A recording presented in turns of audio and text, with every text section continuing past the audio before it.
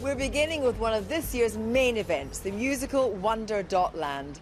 The crack team behind it are Damon Albarn, a Manchester Festival regular, the writer Moira Buffini, and the incoming director of the National Theatre in London, Rufus Norris. It's a reworking of Lewis Carroll's Alice, featuring familiar characters such as the Cheshire Cat, the White Rabbit and the Red Queen.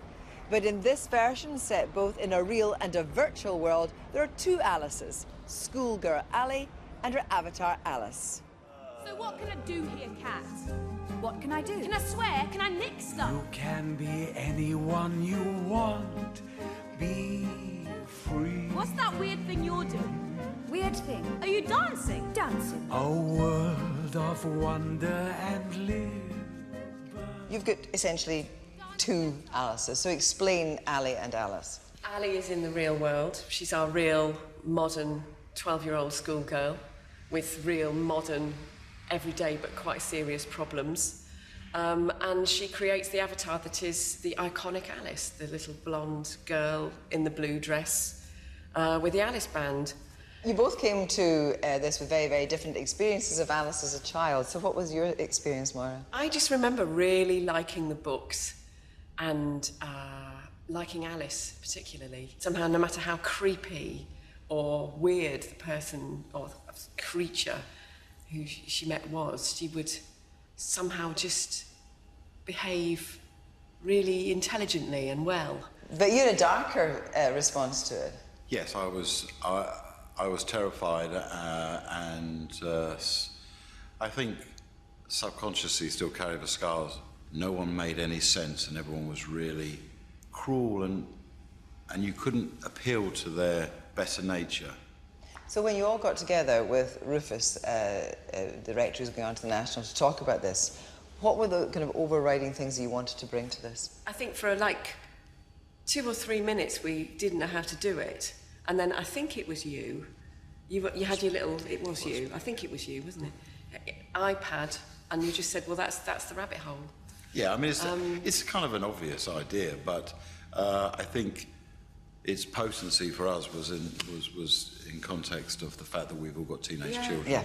So there's this link to this huge other world, and they're semi-present with you in the room, and then they're elsewhere, and we don't know where. To do your research properly, you gamed with your children. Was that quite scary? Well, it was really lovely, actually, because I'd always sort of looked at their games with great suspicion.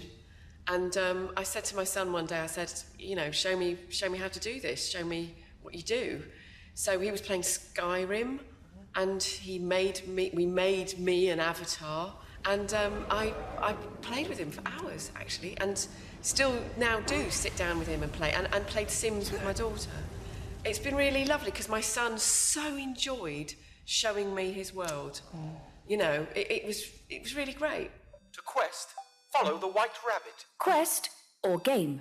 And how did you approach the Cheshire Cat? I mean, at one stage it kind of looks like an emoji, but then it changes. It didn't matter how fat and unpleasant he was. Like that. He had eyes which you just could not take. You couldn't take your eyes off, and he could get you to do anything. But let's go back to how you actually collaborated, because this is interesting for me, because I would assume that Damon was going to come along and do lyrics and, you know, music. That's what I assumed. And you as well. thought that too? Yeah, I did. I went along to write the book, and then Damon said, "Have you got a lot of experience writing libretto?" And I said, "I haven't got any." And Damon said, "Well, you've got to write the lyrics. I don't want to write the lyrics. You've got to write the lyrics." And I just thought, okay. Well, no, because if I started writing the lyrics, it would become so oblique, and it would have no plot. It would be, you know, I'd get something across, but it wouldn't be a story. Yeah, I'm not really like in the sense that you're a storyteller. I'm not a storyteller. What Lewis Carroll gives you is a subconscious dream world with no narrative, and yet the musical requires tight narrative, big plot, and a strong story. Access to Avatar denied. What? Create. And then what you did, Rod, you came along and took us straight back to Victorian music, all by creating her mother and father, who are Bill Sikes and Nancy. Yes. You know, I've always been fascinated by the temperance bands. They're on this crusade to save people's souls through music. And the sort of moral hypocrisy of of the Victorians. Heartless! You like a bag of rusty nails. It's a pair of dirty socks. Heartless! Useless. Well, throw me on the rocks. Drive me off the rails, more like. Sooner or later, you'll begin to see that I'm only holding onto shreds of a family. We're a bunch of cracked up fragments. We're made of broken glass. You credit Ali with worrying terribly that she's caused the breakup of her parents' marriage, and I think that's a very modern thing for children to go through as well. I think that's very common, isn't it? I think that's very common, and very, very painful. You know, we did want her to be just, a unique but very ordinary child.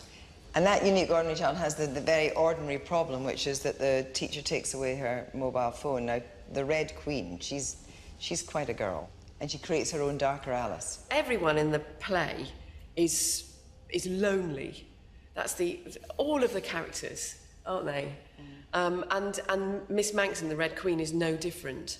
I'm free from the boundaries enforced by my school. My innermost nature emerges, and you'll agree that it's shining and hard like a jewel. My sovereign authority is making me drool.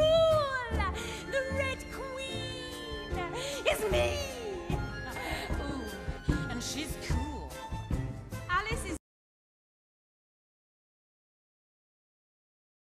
me. You've stolen me. Now, we wanted to come on to talk about the extent of the collaboration because it's you two, it's Rufus, but it's also the Warhorse people, it's also they're incredible amazing graphics. So I think that we have the most incredible team of collaborators on this. I've never worked with a group of more extraordinary imaginations, and all of those imaginations are visible on the stage. There is an element of high jeopardy about it because there is a mass of perfectionists all in a state of, if we'd have had more, we're still in the workshop stage of it, which hopefully is the sort of point of a festival. I mean, we won't be in that by the time we get to the Olivia, but there's a lot of perfectionists out there who are finding it quite difficult to present their work when it's not that it's not finished, it's just that it's not finished. After this, then there's a break, and then Rufus takes over the National, and you take it to the National. So will it be finished by the time you get to the National? Yeah, we're hoping so. I mean, we're hoping so. If you take the National, he gets rid of the composer and the writer. Yeah. Alice has been, borderised. Alice has been stripped back. She's been kind of reinvented.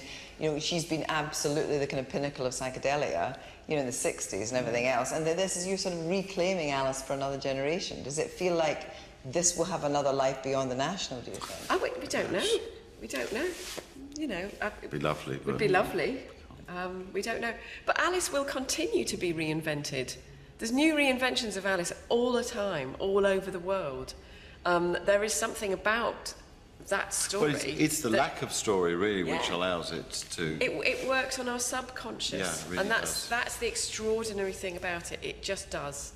And that these entities, the cat, the caterpillar, the white rabbit, they have meaning outside and beyond of Lewis Carroll's book now. This is fantastically weird. Pussycat, discover who you really are.